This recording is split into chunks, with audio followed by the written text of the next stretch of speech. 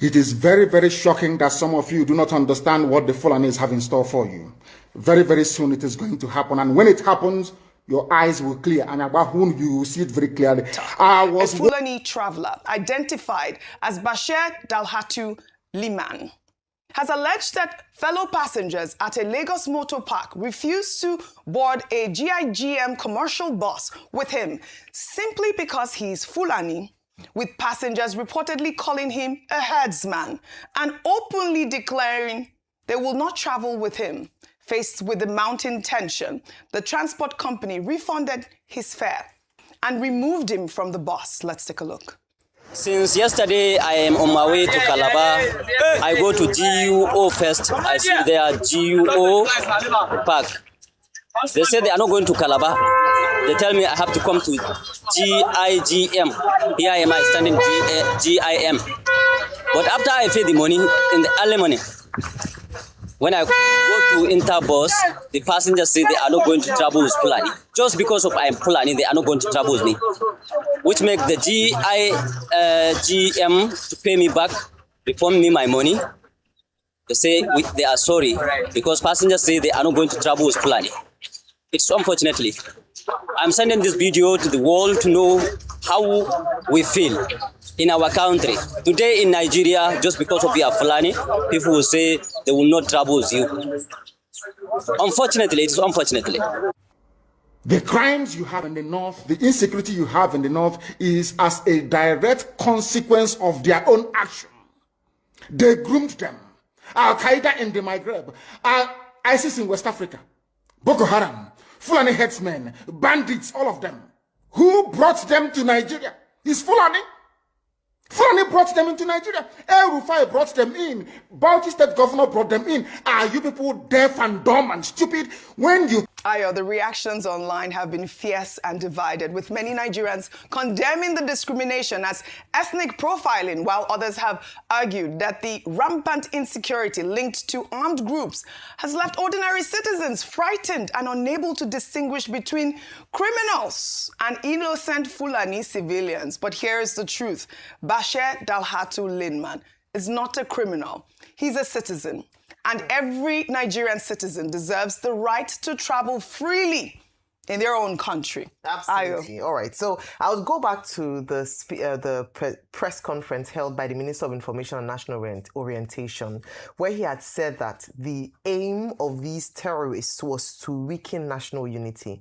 And last week had said that he was very spot on, because one of the outcomes that the Nigerian government is going to have to deal with following the success in the war against terrorism, because I believe we're going to win that war, is that we're going to have to find a way to disabuse the minds of Nigerians, particularly when it has to do with ethnic profiling.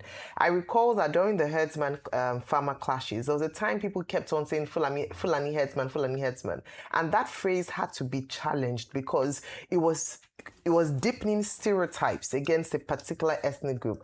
And it's human nature. So that let me not just say that it's abnormal. Remember after 9/11 and the July attacks in the United Kingdom, a number of people would bat an eyelid or think twice before getting on a plane when they see people from a certain part of the world, because that had now unfortunately attached them to a life of criminality. I recall that in the United Kingdom, post the attacks in July, after the 9/11 attacks, the government put up a program around inclusion and involved a lot of community-led organizations to ensure that they were able to build community cohesion, inclusion, so that people in communities would not discriminate against people from a particular extraction.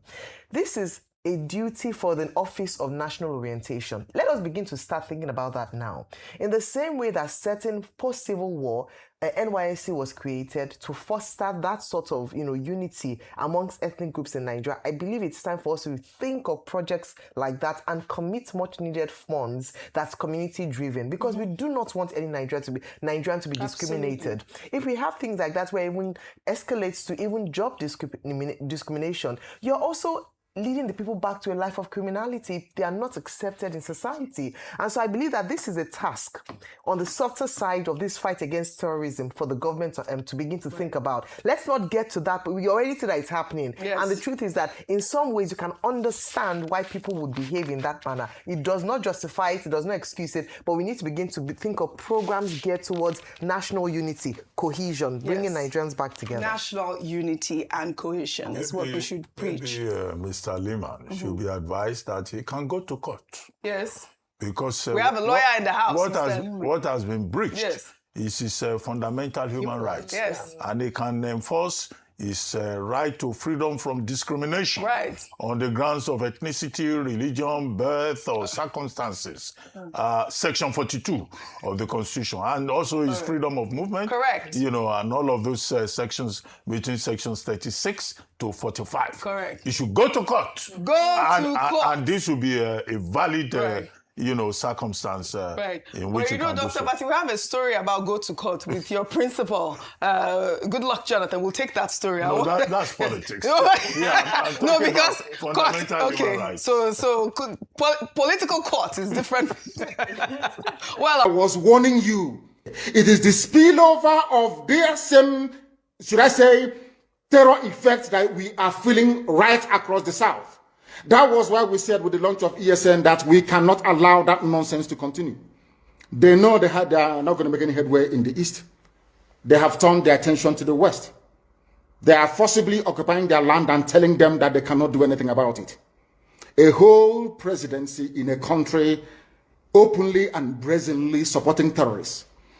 All of you watching and listening all over the world, you know that Miyetti Allah is a terrorist organization. You know that. They have killed.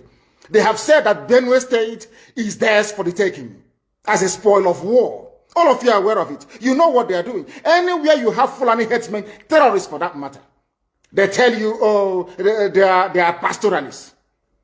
They are allowed to do their businesses in the forest. All of you are aware of it. But you kept quiet, hoping that somehow Tinubu will emerge as the president, or an Igbo man will come as the president, and your family will start enjoying.